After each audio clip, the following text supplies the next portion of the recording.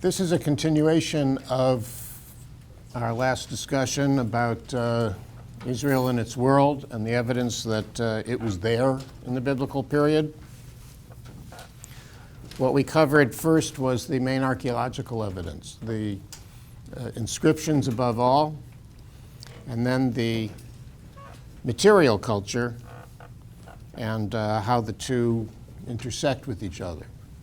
So in material culture, we looked at architecture, evidence that there was centralized government, the evidence of places like Lachish, where we saw evidence of what happened there, the Lamelech pottery indicating a government, the evidence from tombs. I started with the inscription. Doesn't get much better than that, but how they buried people, where they buried people. I've stood in those tombs. They had their particular way of doing it. They buried 4 generations together normally, then they'd close the tomb and start the new one. And that's interesting because in the Torah, God visits the sins of the parents and it goes down to the 4th generation. And that is considered a great blessing. You live to see great-grandchildren, that's pretty good. People occasionally live to see great-great-grandchildren, but that's a super blessing. I mean, it happens, but it's rare. And in biblical times, it must have been far more rare, since even if they married younger, they died a whole lot younger. So it would be 1 in a million to see that. But great-grandchildren, people do that. I won't, but I started too late. But some people, well, there could be a miracle, I'll need some miracles of modern medicine and some miraculous behavior on the part of my descendants to get me to great-grandchildren.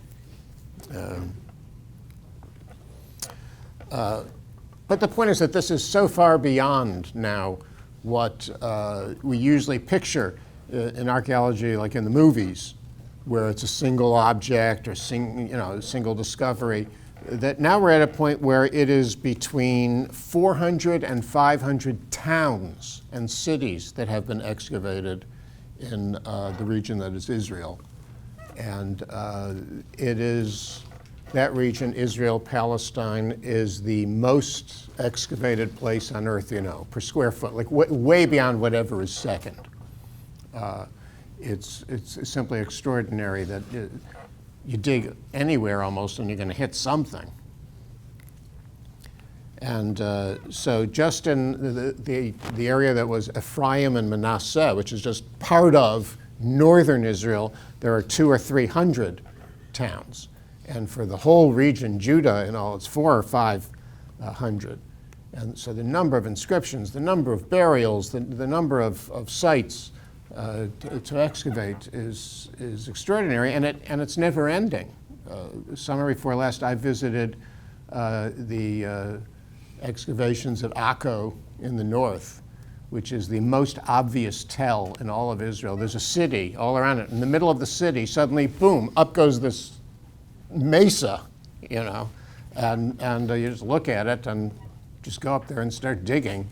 And a team from University of Haifa and Pennsylvania State have been digging there for a long time. And I just drove up the summer before last, and as I got there, they had just found a figure, that I think it was a female figure, just on the spot, just that moment. Like when I drove up to Lachish and somebody found an excavation at them. I don't know, it's me. It's certainly not me finding these things. I have 2 areas where I'm unsuccessful in life. I have many others actually, but I mean two that stand out. Dating, no, I have 2 areas that stand out in life for me are fishing and archaeology. I have never caught a fish. I have fished. I have never caught a fish. I've done archaeology I've never found anything. The best I ever did was at the end of an entire summer of excavations in the city of David. On the last day, I found a coin, and it was a quarter that I had dropped on the first day of the excavation. But the record of all this archaeology is extraordinary, and that it's not only in the land, but then you find all these references to Israel in Egyptian and Assyrian and Babylonian and Aramaean and Moabite texts. Basically, everybody knew Israel was there. So it's when we say that the biblical world was there and was developing over those centuries and with those kings and all, it's not true because the Bible says so. It's true because everything says so. And even when you factor in that a certain percentage of the discovered inscriptions that we have can be forgeries, so knock off 10% of them, knock off 20% of them, which is way more than you should. But let's do that. And even if you say that some of the foreign references are lying, so when an Assyrian text says that there were 2,000 chariots with King Ahab, and you find out it wasn't 2,000, it was 200, you go, okay. No matter what, if you accept Finkelstein's identification that those gates at Megiddo and Gezer and Chatzor are not from Solomon, they're from Omri or Ahab, you go, okay.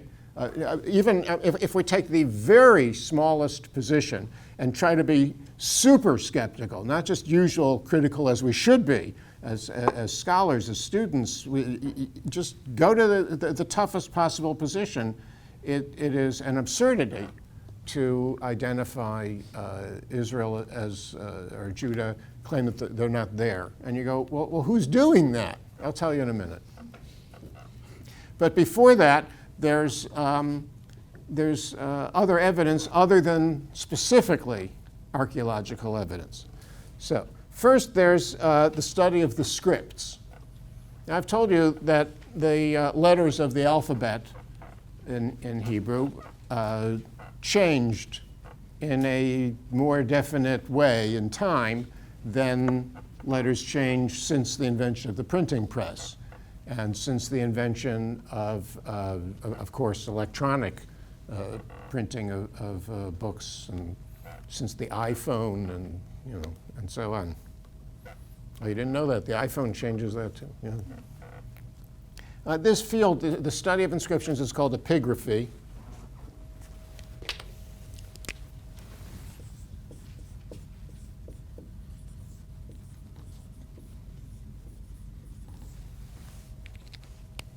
It's one of the courses it's two of the courses they made me take in graduate school to learn what I do for a living. Like, if you're going to be a mechanic, you have to learn how to do transmissions. If you're going to be in this business, you have to learn some degree of epigraphy.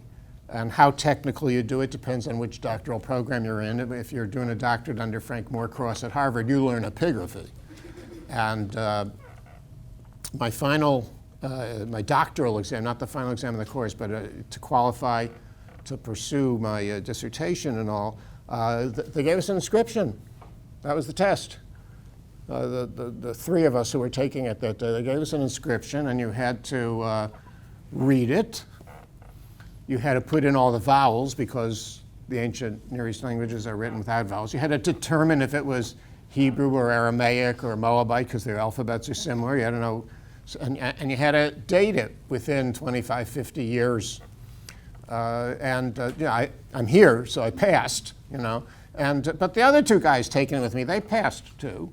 So you can learn to do it because the letters are formed in different ways in different periods, and you watch the scripts develop. So we understand these letters were originally pictographic, So the first letter of the Hebrew alphabet is Aleph, and one of the meanings of the word means an ox. And the earliest Aleph you find looks something like, like that. You'll see them sometimes. It's kind of a side angle Aleph, so it's like that, It's an Aleph. And then Today, you know, the printed Aleph looks like that. The script Aleph looks like that. It's a long, long road, you know, from there to there. The second letter of the Hebrew alphabet is bet, and that's why, you know, in English we call it the alphabet, because that's Aleph bet by way of Greek to alphabet to, you know, English. But bet, like Bethlehem, you know, house. Bet means house, and it was originally, you know, a house, and it was just a square probably, and you get from that to later it looks like this, and the script one today looks like this, but that naturally happens, and this went all the way, you know, through Greek and then into Latin to English, where we're doing this. And that started there. And when this goes all the way to English, this or like this, but, you know, again, by way of Latin, that started with the little box. And so on. A D looked like this.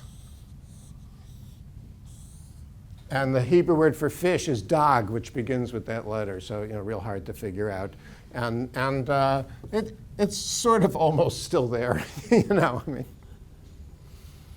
So, and you can go on through all those. My favorite one that's hard to know is the shin, which is written like this, sometimes written like this, and occasionally written vertically like this. Now, shen in Hebrew means a tooth.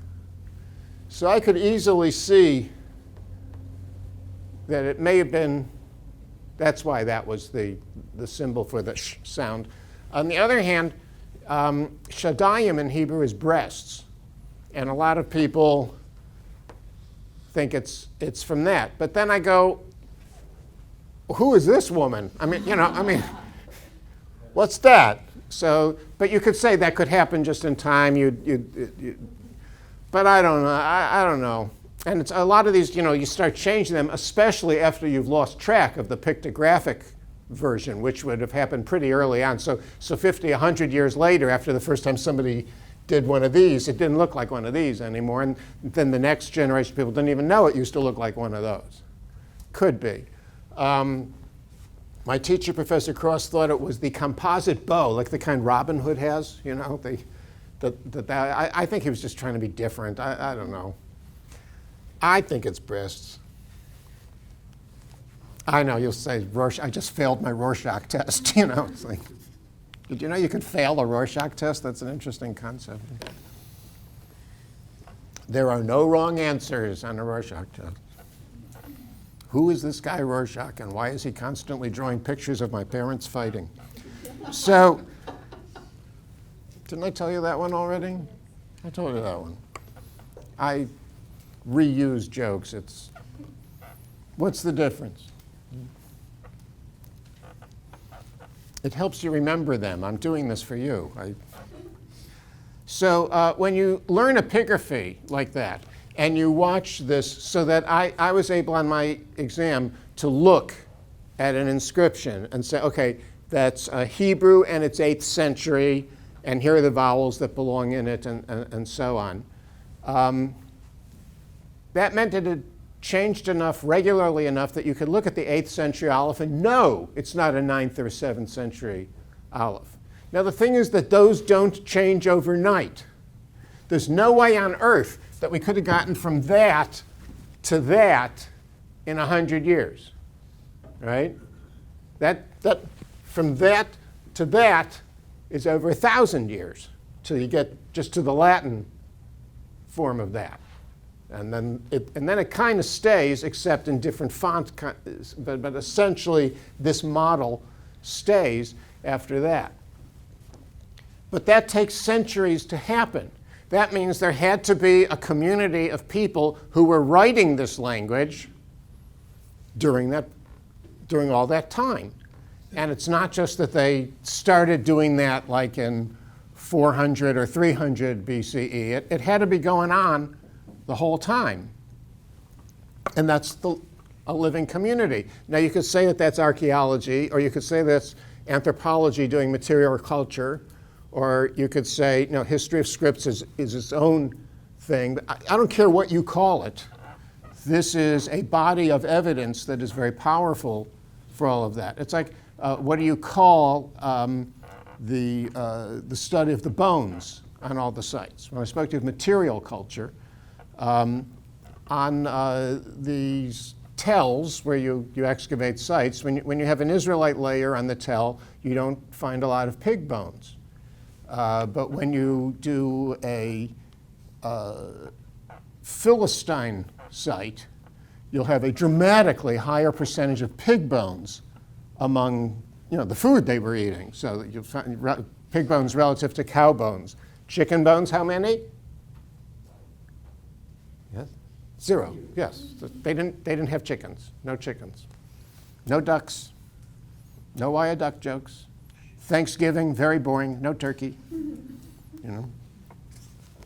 They had doves. I've had dove in a restaurant in Jerusalem. Tastes like chicken. It really does. It's good. It's fine if you can get past the thought. As long as you keep thinking dove, do not think pigeon, especially if you've ever lived in New York. Do not think pigeon, think dove. So there are a couple of very fine archaeologists, husband and wife. The husband died recently, who studied the bones on each site. You can call them more anthropologists or more archaeologists, but they're looking at that. And on Israelite sites, you don't find anywhere near as many pig bones as you'd find, say, on a Philistine site. So when you look at this broad range, you say, okay, we've excavated 400 or 500 sites, and what we find is these are people who are writing in Hebrew, who are disproportionately putting the name Yahweh in their names, and they don't eat pig, pork. Gee, who's that? And you're, well, it wasn't Israelites or Jews. It was some other people who spoke Hebrew, worshiped Yahweh, and didn't eat pork. It was the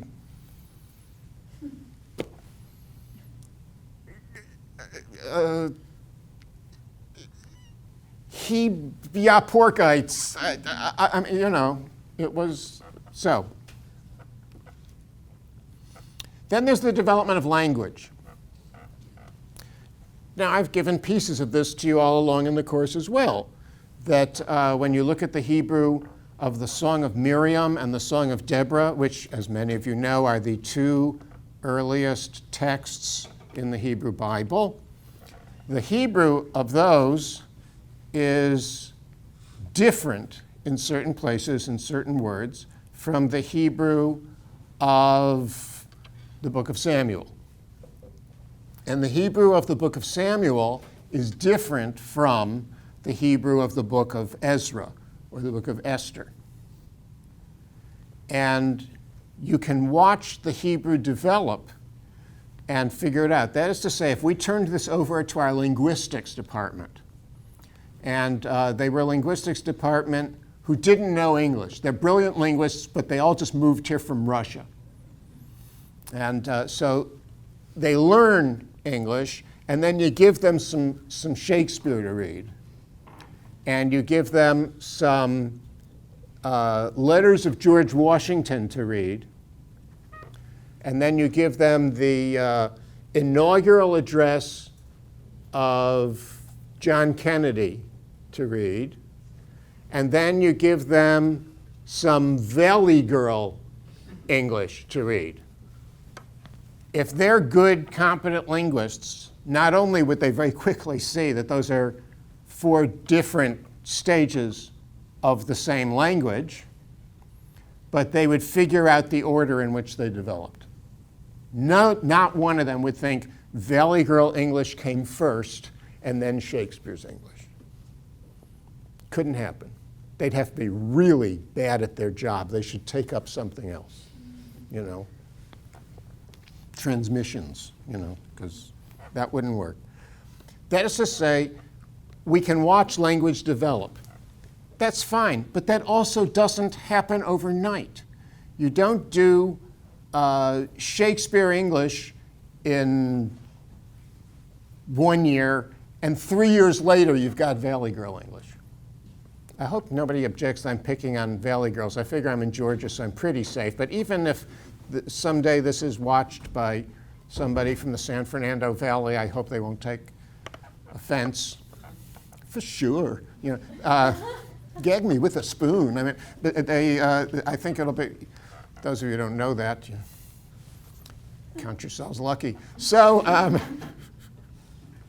but it's nothing against, some of my best friends are Valley, actually none of my best friends are Valley Girls. Did I ever date a Valley Girl? That would be unlucky, like fishing and, no, I'm really getting terrible today, I'm sorry. It's end of the course, near the end. The language develops over time. And the number of different stages we can see in biblical Hebrew cannot be accounted for as all happening within 100 years. And it didn't happen within 100 years. From the oldest things in the Bible, which are Song of the Sea, Song of Deborah, the blessing of Jacob in Genesis 49, the blessing of Moses in, see, I changed the way I do numbers on my fingers ever since I saw Inglourious Bastards. So those of you who know that scene, yeah. Dry.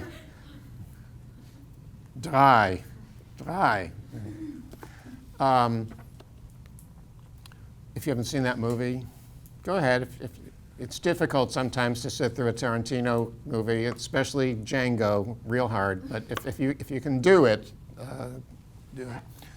My personal favorite, I've now seen Kill Bill 1 and 2 100 times each. I mean, because they're always on. One of them or the other is always on. Do any of you care about what I'm talking about now as my digression? I just like the Superman speech at the end.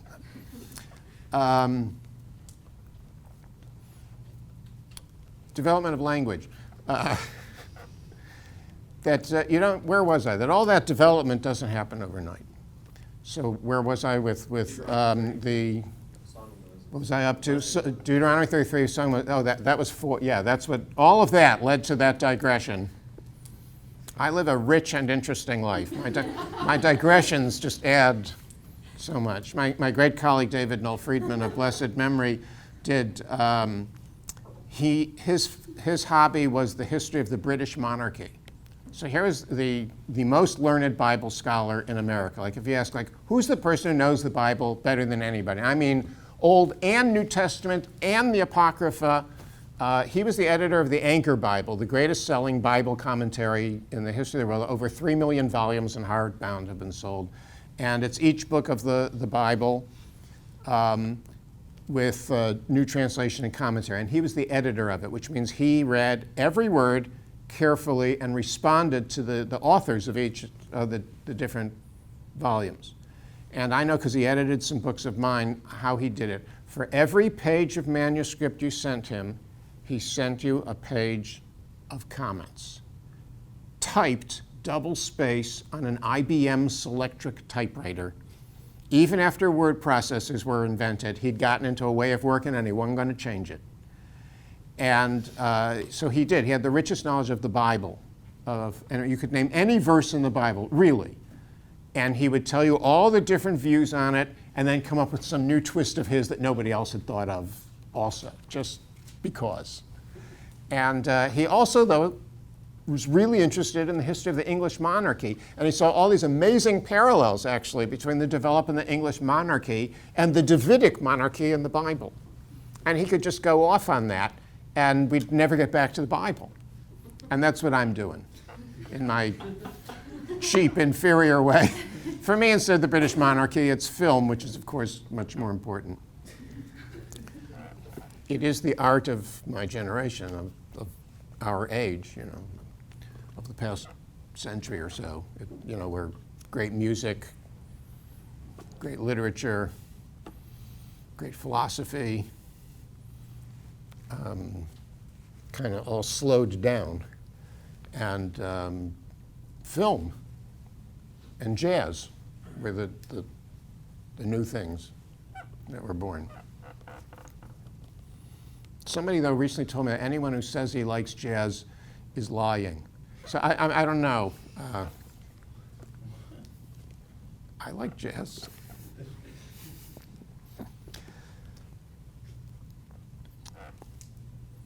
So those four, plus a possible, a likely fifth is Psalm 18, which is this song that also, though, appears in the book of Samuel. It's the song that David sings and is attributed to him.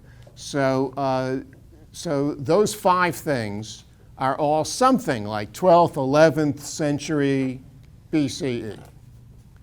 The latest thing in the Hebrew Bible is Daniel, the book of Daniel, which refers to things that are happening after the Greeks show up already. And even if you say, but maybe it's just authentically prophecy of the Greeks, even if you believe that, well, that still puts him pretty late Persian. I know he should be early in the Persian period, but I'm stretching some. But no matter how you cut it, Daniel is the latest. And so the difference from the earliest things in the Bible to Daniel as the latest, if it's really written into the Hellenistic period, is something like 1,000 years. If you want to go conservatively, 800 years, but it's more like 1,000. Yeah. If Daniel were written, in his lifetime, basically, wouldn't Esther be older than Daniel? Be later, you mean? Later, yeah. Yes. If Daniel was really written during the lifetime of Daniel, then he would precede Esther and Ezra and Nehemiah. And the book of Chronicles, which shows evidence of having parts from all different times in Israelite history, but Jewish history, Judean actually, but having been assembled in the same period as Ezra, would actually, as a book, be produced later than Daniel too. But I can only say that no critical scholar would ever really think Daniel was written during the lifetime of Daniel. Not to mention Daniel's lifetime was one heck of a long lifetime, since he's there a young man already in 587 BCE when Jerusalem is captured, and then he's there several Persian emperors later. So you can say, okay, he lived to be old, but. And then the things that are in the text seem to reflect, a later period in a variety of ways. But I'm not a Daniel scholar, and I won't be, because Daniel's not in my Bible. So. I think I mentioned that, right? That I have two reverse views of this. There are 39 books of the Hebrew Bible. My one view is that everybody should get to pick one, and that's not in your Bible. That's you're accepting the authority of the Bible, but also allowing yourself personal autonomy to the Bible. It's this balance between the two. So everybody gets, you can pick one book, and that's not in yours. If you pick Genesis as the one that's not in yours, you've really got a problem, because where'd all that stuff come from? So that's a problem. But picking the last one and taking it out, see, that's much easier. But if you just take out the parts about David, that would probably confuse the heck out of everybody. But it's Daniel. But then I have the reverse view that I've said, which is that if there's 39 books in the Hebrew Bible, and 39 is not a biblical number, there's never 39 of anything in the Bible, there's 40, then it's sort of like an invitation to each of us to conceive of our own 40th book. And I still imagine, before I die, if I make it long enough, maybe I'll have a shot at it, writing a 40th book that's only my personal book of the Bible, or maybe I'd leave it to my children to stay in the family. I wouldn't necessarily publish it. Maybe I'd publish it. I don't know. I invite you all to think about that. Do you want to withdraw one book of the Hebrew Bible for yourselves, or do you want to write your own 40th book? And in what language? And if I were to write it in Hebrew, then which stage of Hebrew? Would I use contemporary Israeli Hebrew? That is the current stage of Hebrew. But then I'd have a lot of words that sure as heck didn't appear in the earlier stuff, like, matos, airplane. There are things like that would be a problem. Computer. There actually is a Hebrew word for computer, and it's machshev, which is, it's the root meaning means to think, and it's the causative. So it's a thinking causer is the machshev, is the word for computer. But almost no Israeli ever says machshev. They say computer, because, There are two different kinds of language snobs, he said, digressing again. There's the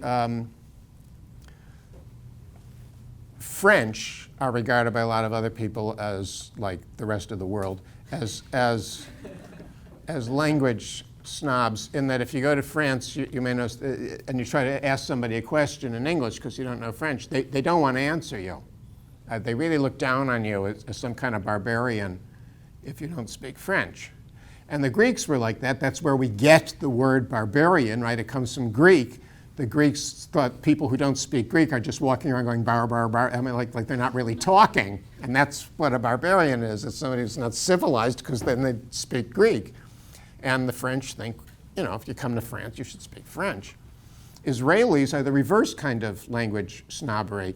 In Israel, you go there and you try to speak Hebrew to an Israeli, and they see from your accent that you're an English speaker. They'll just answer you in English, because a lot of them learn English in school anyway.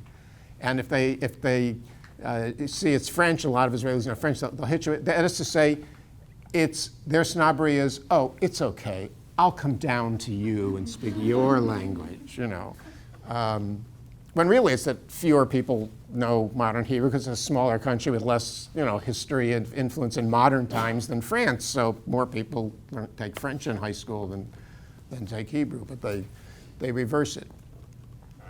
Americans have no linguistic snobbery at all. We just talk, we don't know. We have a kind of a reverse snobbery only. It's a linguistic inferiority in that we always think that the British speak a more sophisticated English than we do. And the reason is solely because they have those really nice accents that sound more upper class to our ear. So we can hear an Englishman who's speaking Cockney English, which is lower class, and it sounds cooler to us than our English. And in fact, if you spent any time living in England, as I have, you'll find grammatically we speak better than they do. How do you like that? But they sound better to us. And there are these famous, the tests between British English and American English is I'm mad about my flat, which to an Englishman means I really like my apartment, and to an American means I'm angry because my car got a puncture in the tire. They give you that one. They don't know how to pronounce laboratory over there. So I think it was Winston Churchill. He said everything clever that ever came out in the English language. Winston Churchill spoke of America and England as two nations divided by a common language. I think that was. So language, on the one hand, is tremendous fun.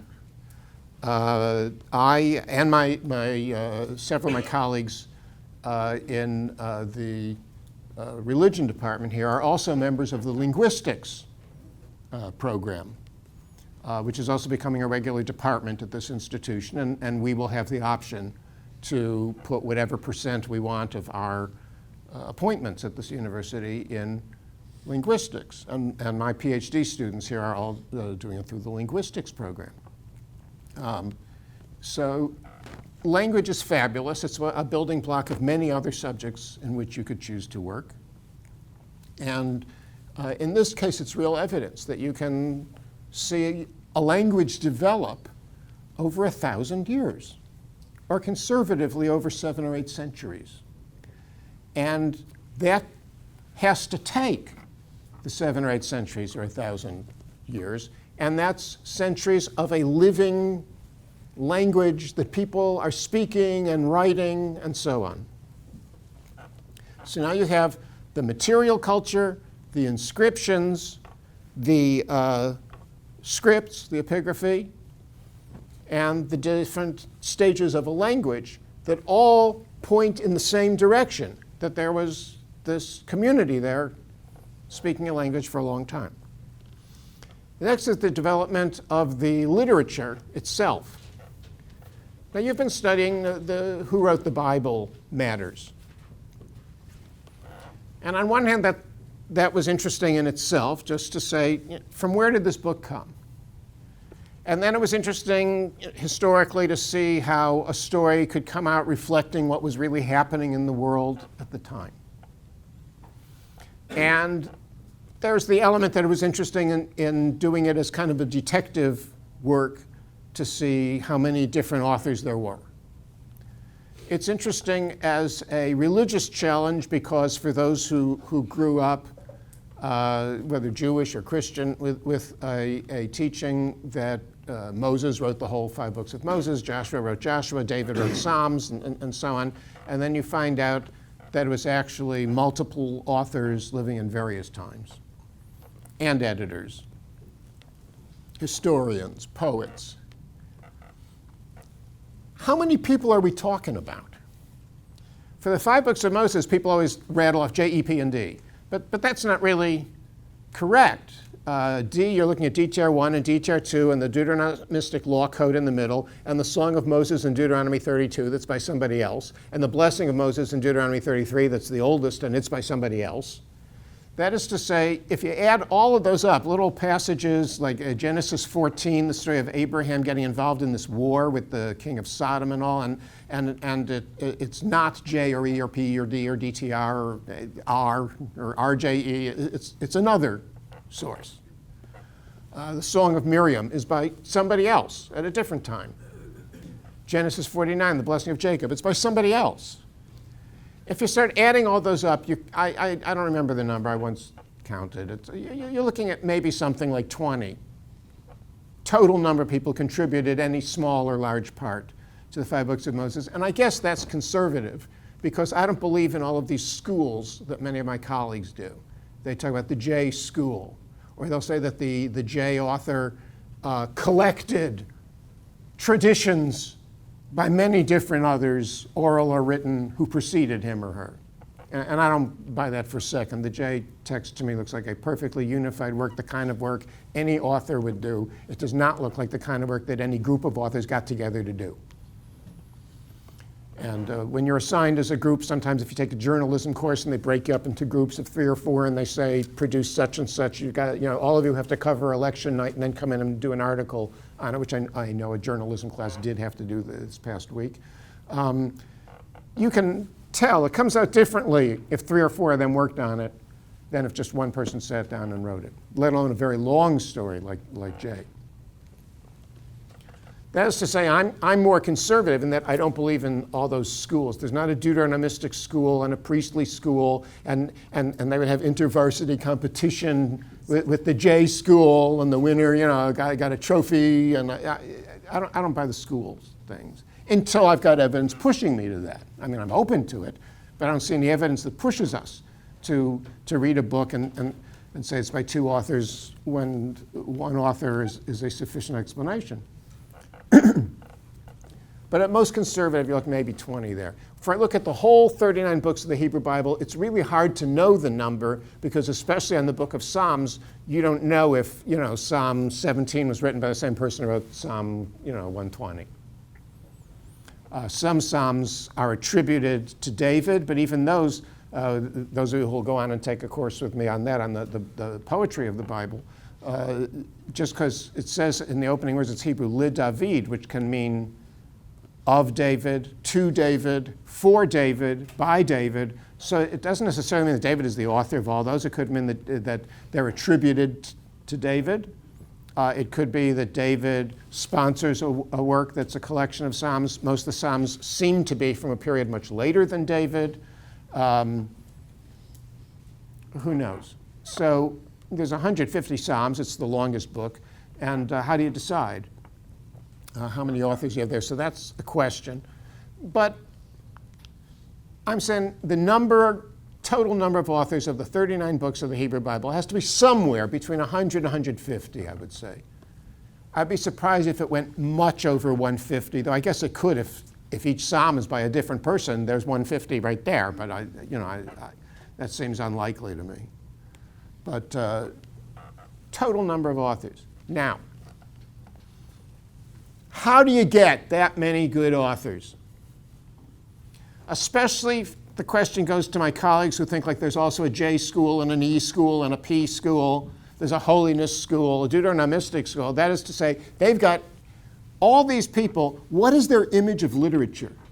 Remember, Bible scholars, a lot of them get trained in seminaries. It's only since the 1970s that we've done literary studies seriously by people really also trained in Bible. Before that, if you got courses called The Bible's Literature, they're almost always offered in the English department, right? I watched a program on the BBC when I was living in England about a literary study of the Bible. And they had P.D. James on. You know, she's a mystery writer, a British mystery writer, and she was sitting in the room where the King James translation was done. And she referred to the Bible, as the greatest work of English literature. So I'm sitting there watching this, and I'm going, yeah, but you got to admit that our Hebrew translations really capture the spirit of the original, you know. And I know there are people who say, well, the King James English was good enough for Jesus, and it's good enough for me. I mean, you know, a great literature develops over time, and a friend of mine used to say, great literature, like a bacillus, can only develop in a culture, which was it wasn't just a joke, it was a good point, that the Russians produced disproportionate number of great novels. If you think of what usually people rank among the greatest novels ever written, and you think of Brothers Karamazov and Crime and Punishment and The Idiot, which are all by Dostoevsky, you know, and Anna Karenina and War and Peace, which are by Tolstoy, and then you add, you know, Turgenev and the other great Russian novelists.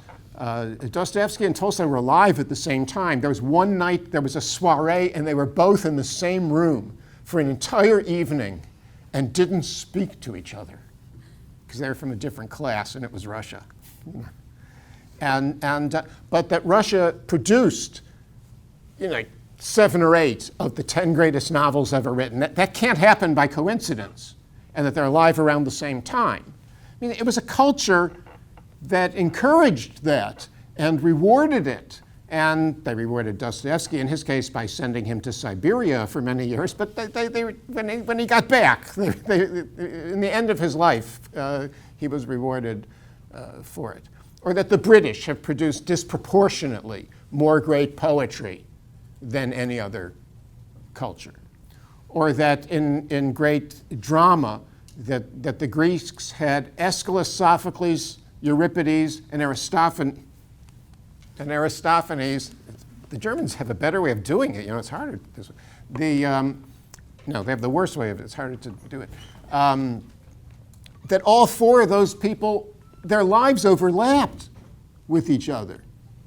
The first 3, the tragedians, were all competed with each other in some years for the prize in drama. It was because the Greek culture encouraged that and rewarded it, and many of them learned how to do it. And I mean, we could pick, I don't know how many examples I have to give to make the point. Rock music is the world of my generation, and I was the generation when it first came out, and all our parents said, that's not music. And then the Beatles came. And each new Beatles albums were these black, wide, flat things made of vinyl. They, each one that came out wasn't just like the lead 1 or 2 good songs came out of it, but you wanted to hear every song they wrote. And a new one coming out was an event, and because they kept trying new stuff. They were doing different things. Suddenly it's a rock song, album, and it's got a string quartet on one of the songs, and on another one it's got a Bach trumpet, and on the next, and so on. And this inspired others. So suddenly, you know, you have a sitar, not only on a Beatles song, but on a Rolling Stones song. And it became that way, that everybody tried to go a little try harder and produce something better in music, and that lasted, and spread not just from England, but to whatever cultures wanted it, but especially the British and the Americans. And it takes a living culture to produce these things. So when you see that the authors of the Bible are between 100 and 150, and if you want to argue that some of them are not great literature, like a friend of mine is a scholar of the book of Nehemiah, and she wrote a commentary on Nehemiah trying to develop what great literature is. I'm sorry, I read it, I just can't get there. It's fine, it's good writing, it's okay. Is Nehemiah great literature? I don't think so. But is J great literature? Yes. And it's the first prose. It's the first long work of prose known on earth. There may have been some before, but they didn't survive, either because they weren't as good or, the friends of the author of J bumped them off those authors. I mean, I don't know. But to have been able to produce J and D and P and the different sections of the Deuteronomistic history and those 150 Psalms, and those 15 books of the prophets, where at least Isaiah, which I'll cheat and tell you, there's two, there's first and second Isaiah in this, so it's at least two, if not more, great authors of poetry there. And Jeremiah, and Samuel and Kings and Judges. To that many people, to produce that much great literature doesn't just happen. And it doesn't even happen just in one generation. Even if you give it, the Greeks did, Aeschylus, Sophocles, and Euripides all in the same generation, but they didn't produce 100, 150 playwrights of at least pretty good quality and some of great quality overnight. And if someone wants to compliment the Jews and say, you guys produced, in a period of about 50 years, you produced 100-something good authors. Well, that's very nice. It's the reverse of anti-Semitism. It's philo-Semitism. But it's an absurdity that could have happened. It was a living culture over centuries. So the Who at the Bible has a reverse benefit to the study of all that, besides all the issues that we raised when we saw it all. Okay. So why do I make such a big deal of this? And I opened our discussion last time with the question of, do we really need to prove that ancient Israel was there? I mean, why would we need to do that? And the answer is because, yes, there are people who deny it. So the piece that I gave you, assigned to read, that appeared in Huffington Post, began with this quotation by the president of Iran, the past president of Iran, Ahmadinejad, who's a great man.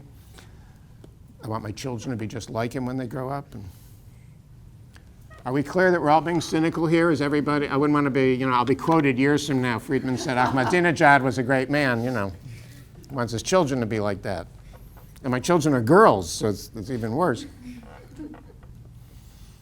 And he said Israel and the Jews have no history in that part of the world at all. Now remember, this is Ahmadinejad, the president of Iran, and it was Cyrus, the founding emperor of the Iranian Empire, who made this cylinder seal, this document that reflected sending the Jews back, as is described in Ezra and Nehemiah, to rebuild the land. So at the very latest, it's 5th century BCE, 6th century BCE, and we owe it all to the Persians, who are now the Iranians. But there's that. But Ahmadinejad didn't make up that view, the claim that Israel was not there. It is in the literature of Bible scholars. And that has developed also just in the last few decades. Bible scholars never did this before. And only in certain places. The two main centers of this scholarship that denies the whole deal. Yeah, maybe there were some kings, they're very small. But no David, no Solomon, no Josiah. All that. It didn't happen. Moses, forget about it. Anything in the book of Judges, Samuel, forget about it. The whole history of Israel and Judah as existing kingdoms is made up.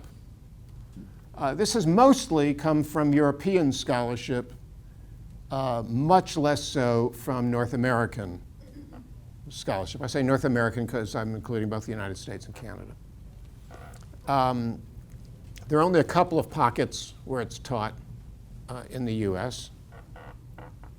The main centers are Copenhagen. It's even been called the Copenhagen School, though I've heard one of the professors at Copenhagen deny that. He said, in our field, if there's ever 3 people who agree about something, we call it a school. So, he was right. And he's not right about anything else at all in his life, but he was right about that. And there's also at Sheffield, there in the United Kingdom, there's a center of some scholars who do that. Now, these people are called minimalists, and every now and then people will slip and call this a debate between minimalists and maximalists. Now that's a mistake. It's just a natural thing people do is once you have a group, you identify others relative to that group, even that group, if it's only 1%, you define the other 99%. So I mean, if a minimalist is a person who's saying, I want the absolute minimum that I can really establish, which in principle is a good scholarly thing to do. So if they're minimalist in that sense, then a maximalist would be presumably a person who accepts absolutely all of it, which would presumably mean most Orthodox Jews or fundamentalist or evangelical Christians. It would be people who, for religious reasons, believe it all. And the minimalists are people who are at the complete opposite end of the spectrum. So to people who have this minimalist title on them, this is like Professor Davies in Sheffield, Professor Tommy Thompson and Niels Lemke in Copenhagen. To them, a book like Who Wrote the Bible, which would be very, very critical in the minds of the, like someone who was raised Orthodox or at the conservative end of the Christian spectrum, to them, Who Wrote the Bible is like way conservative right-wing stuff. Jay in the 9th, 8th century, that's ridiculous. It's all later. At the earliest, it's from the Persian period. The J-E-P-D, if they exist at all of that, the First and Second Kings, all of it is written during the Persian period. That's what the more conservative ones of them do. And the more radical ones say it's all from the Hellenistic period. It's not till the Greeks show up. Alexander the Great is in the 300s BCE. And then it's after that. And they say, now, why would you do that? Why would you claim that? Their argument is that in the Persian period, as recounted in Ezra and Nehemiah, a lot of Jews move into the province of Judah, sent there, released to go there by the Persian emperor. And they come and they settle the land there. And they're like pilgrims coming to North America. They're new outsiders who come in and settle the land. But they don't want to say that. They want to claim that they're returning to a land they had been in before. So they make up a history. Oh, no. Our great-great ancestor Abraham came here, just like we did, from the Mesopotamian region. And he came here, and his grandson Jacob had been over there, and he came here. And then they were all in Egypt for a long time, and then they came back here. And we just keep coming back. And that's all we're doing. But we were here for a long time. You know what? We had kings. And then they make up all these stories of kings. And we didn't have just any kings. We had like David and Solomon. And it was a whole darned empire. They ruled everything in sight. And so the minimalists say that this was all made up. And they say they have archaeological evidence on their side because they say, look, we've never found an inscription with the name David, we've never found an inscription with the name Solomon, and so on. Now, you know that this isn't quite right because we spent the whole last time, listening. There are 15 kings from the Hebrew Bible who are mentioned in various archaeological sources, all in the right period. But it's very hard to persuade them of that.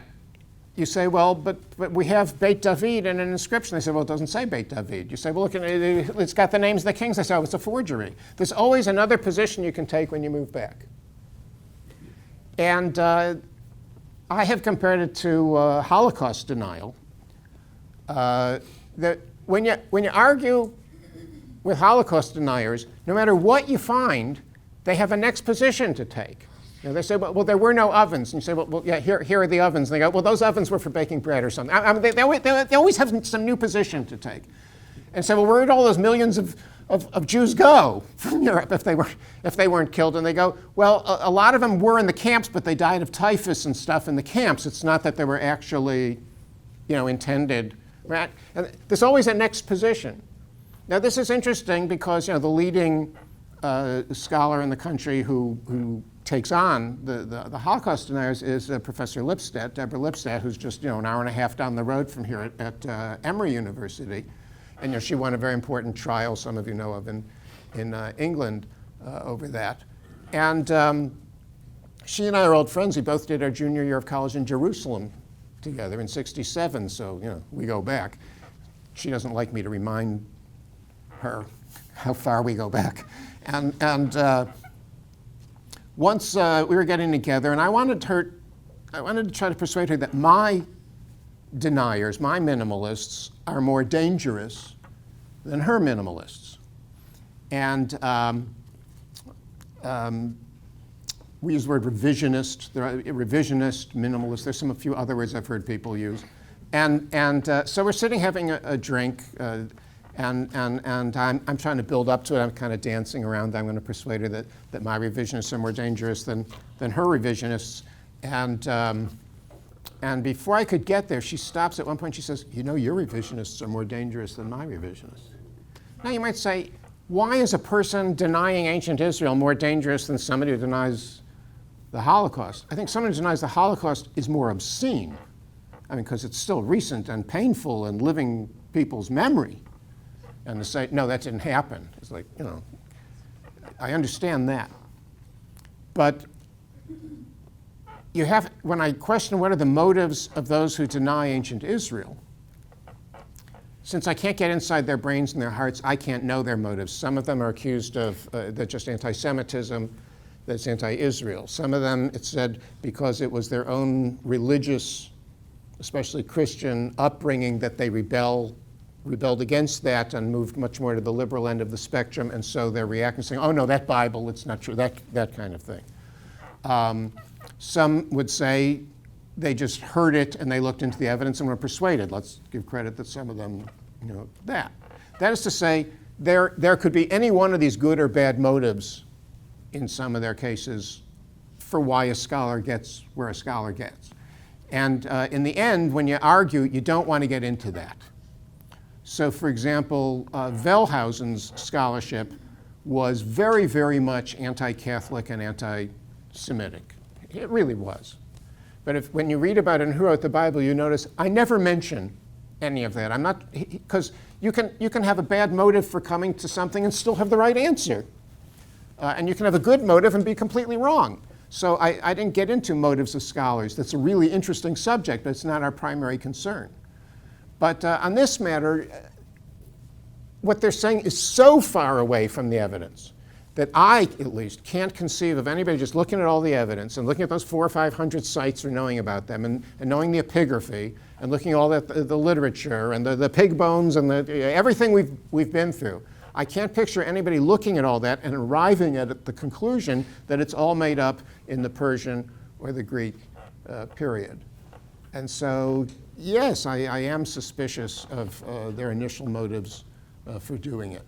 I've debated them, and you just can't get them anywhere. When they say it's all written in the Persian and the Greek period, and I say, but it's written in an earlier stage of Hebrew. How do you explain that? You can't get them to debate you on that. They have no response. If they say, occasionally, they say, well, it's archaizing. It's like if you or I would write something in Shakespearean English. So it's being written later, but they're making up earlier Hebrew. And I go, how did they know what earlier Hebrew looked like to make up? If they had examples of it, then it did exist early. If they're doing it without any examples, then how did they do it? We know what early Hebrew looks like because we've excavated inscriptions, but they didn't. So, but they can't address the question. And I'll say honestly that some of them I happen to know for a fact are simply not good enough in Hebrew to take it on. So they just sidestep it. So there's power in controlling the past. And so those of us who do what I do in my field have to be extra on our guard about our integrity, because the one who gets to tell the story, everybody says history is written by the winners, and in Bible scholarship now there is a community who are fighting to be the winners. There's the one who really captured this is one of my favorite living authors, Milan Kundera, great Czech author. He wrote The Unbearable Lightness of Being. If you can't read it, go see the movie. It was like the first great Daniel Day-Lewis movie. It's extraordinary. And it's written about the Soviet is this former empire, Soviet control of Czechoslovakia. And Kundera's books, many of them, since he lived through all of that, are about that. And in one of his books, it begins with this story of where the communist leadership in Prague step out on some holiday or occasion to celebrate their victorious, triumphs. And they are, as you've often seen in photographs or films, there's always like the group of leaders, and they're up high on some high platform around the balcony of a building with the crowds down below. And they're all up there, and the leader of Czechoslovakia is in the center, and it's a really cold day. And so his faithful lieutenant, his second in command, takes off his own hat and gives it to the leader, and he puts it on his head because it's so cold. Later, it says, that guy who was the second in the command was purged from the party because he got in trouble. And as the Soviets would do, they had their airbrushes ready for anybody who got purged from the party. So they erased him out of that photograph. So here's, let's say his name is Schmalowitz, takes off his hat and he puts it on the head of the president. But then he's erased from the photograph. And Kundera writes, nothing remains of Schmalowitz except his hat, And that's the kind of thing we're looking at this.